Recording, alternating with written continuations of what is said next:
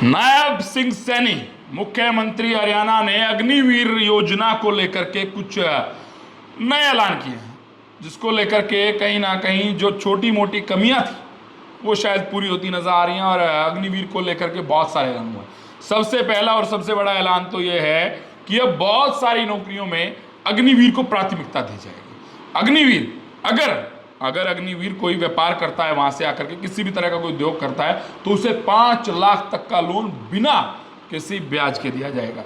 ये लीजिए, अग्निवीर आपको दौड़ते नजर आ रहे हैं। तो इनके लिए अब क्या क्या, अग्निवीरों को प्रदेश सरकार द्वारा भर्ती किए जाने वाले constable, mining guard, forest guard, jail warden और एसपीओ के पदों पर सीधी भर्ती में 10% हॉरिजॉन्टल आरक्षण प्रदान किया जाएगा। अग्निवीरों को ग्रुप बी और सी में सरकारी पदों के लिए निर्धारित अधिकतम आयु में 3 वर्ष की छूट प्रदान की जाएगी, परंतु अग्निवीरों के पहले बैच के मामले में आयु में छूट 5 वर्ष की होगी। और आपको बता दूं, जो अब पहले 3 थी वो अभी 5 रहेगी। अब सरकार ग्रुप सी में सिविल पदों पर सीधी भर्ती में अग्निवीरों के लिए 5% हॉरिजॉन्टल आरक्षण और ग्रुप बी में 1% हॉरिजॉन्टल आरक्षण प्रदान करेगी।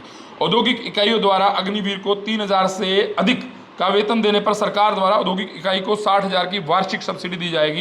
यदि कोई अग्निवीर अपना उद्यम स्थापित करता है तो उसे 5 लाख तक के ऋण की ब्याज सहायता दी जाएगी। अग्निवीरों को प्राथमिकता के आधार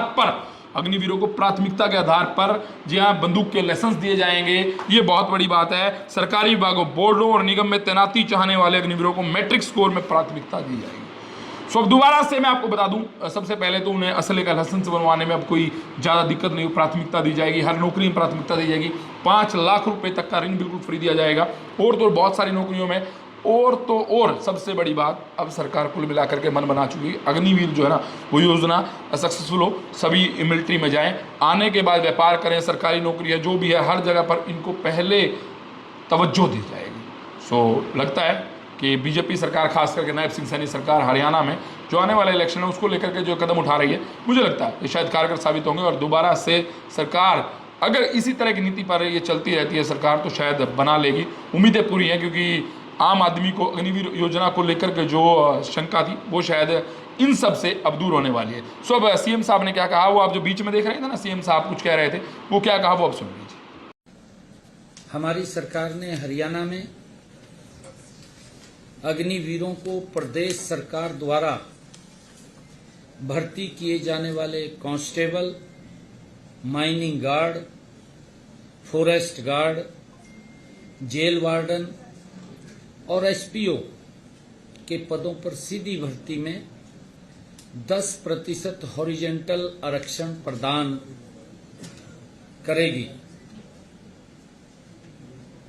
ये प्रावधान हमने किया है।